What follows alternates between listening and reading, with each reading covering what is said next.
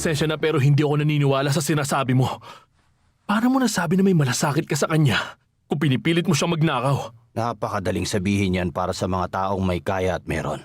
Mga mahihirap lang kami. Mahirap pa sa daga. At kapag wala kaming pera para pambili ng pagkain, maghahanap kami sa kahit na anong paraan. Pinagsasamantalahan mo isang inosente. Sinamantala mo ang pagkasira ng ulo niya para gawin siyang kriminal. Pero yung ginawa mo ang talagang matinding krimen. Pero anak ko siya. Anak ko siya at mahal ko siya. O sige, ganito. Pinapangako ko sa'yo. Magbabago na talaga ang lahat-lahat. Maniwala ka. Aalagaan ko na siya. Bibigyan ko siya ng disenteng buhay. Maawa ka. Ibalik mo na sa akin ang anak ko. Hindi ko siya ibabalik sa'yo. Dahil alam ko naman ang totoo na hindi ikaw ang ama ni Paloma. O wag mo kaming intindihin, Fernando Jose. Kahit ano pang mangyari o magunaw man ang mundong to, hindi namin sasabihin sa'yo. Hindi pwedeng magalit o kabahan ng isang artist kapag malapit na siyang lumabas at mag-perform sa harapan ng publiko. Huwag kang mag-alala. Isipin mo na lang na isa lang tong away magkapatid. Baka yan na yung mag-i-interview. Pasensya ka na, Lucy. Pero may mga pupunta kasi para interviewin siya. Pasok kayo. Hello, magandang pasok. hapon. Kumusta? Hinihintay namin ang pagdating niyo. Kumusta kayo? Kumusta? Sige, Kumusta? tuloy lang. Kumusta? Ay, magandang hapon. Halika. Buti dumating kayo. Sa ibang araw na lang tayo mag-usap, Lucy. At makinig ka. Huwag kang makikialam sa akin. Tandaan mo yan. Kung dito ako, na lang. O sige. Pasensya na. Siya si Fernando Jose, ang sikat na pianista. Ayos na. Ito na lang. O sige. Salamat.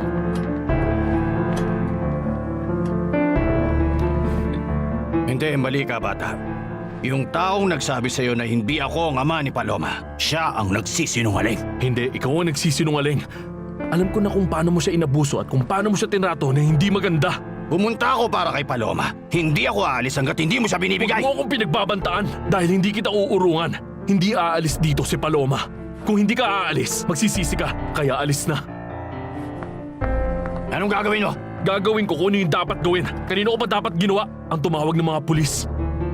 Bahala ka dyan sa gusto mo. Pero tandaan mo, hindi magtatagal na ganito. Hindi ikaw ang laging masusunod. Hindi ako papayag sa ganito! Testing, testing. Yan. Naririnig Opo, niyo na. senyor. Simulan na ba natin? Sige, simulan na. 5, 4, 3, 2... Mga kaibigan, kasama ko ngayon ang sikat na pianista na si Fernando Jose Altamirano. Nakababalik lang mula sa isang successful tour sa iba't ibang bansa sa mundo. Magandang hapon. Kumusta? Magandang hapon.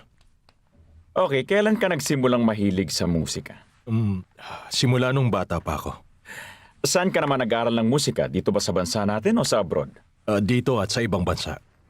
Hindi natin makukumbinsi si Lucy. Meron naman siyang dahilan kung bakit. Ang TV! Buksan niyo ang TV! Bilis! Ini-interview si Fernando Jose sa Labutana! Talaga? Sabihin mo sa amin kung saan mga bansa ka na nakapunta.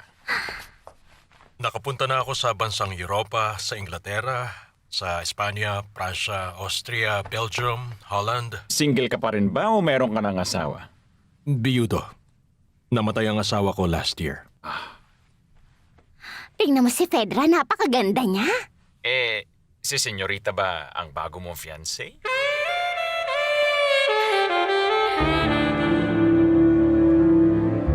Habang kumakain kami ng tacos sa merong itlog, pinapakain niya si Paloma ng mga masasarap na pagkain. Ang sarap ng ganon, no? Pero hindi naman siya magtatagal dun, di ba? Dahil tong si Miss Arias, balak kunin si Paloma dun sa bahay ng lalaki. Huwag mong sabihin yan, Choy. Kumusta, Miss Arias? Hindi ba sabi mo ibabalik mo dito si Palomita?